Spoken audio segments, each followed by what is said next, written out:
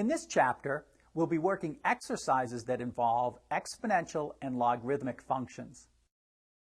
Find f of g of x and g of f of x if f of x equals x plus x squared and g of x equals 2x plus 1.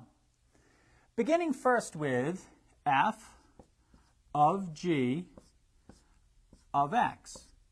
We can rewrite this in the notation f of g of x, which clearly identifies that we want to substitute the g of x expression, 2x plus 1, into the f of x expression, x plus x squared.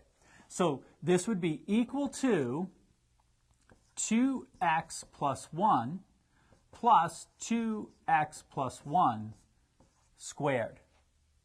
So let's simplify this. The 2x plus 1 remains as is, but now we expand this binomial.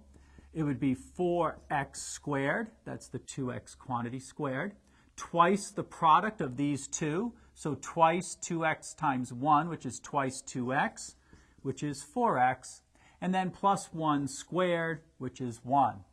And then simplifying that one more step, we have 4x squared plus 6x plus 2. And that would be f of g of x.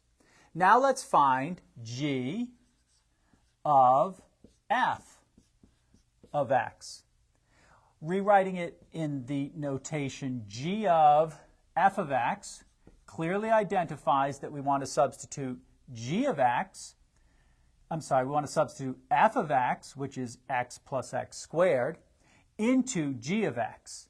So this would be equal to 2 times x, which is x plus x squared, plus 1.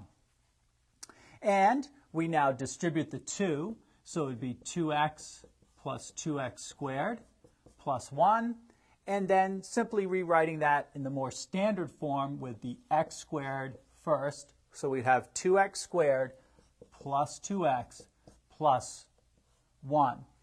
And that is g of f of x.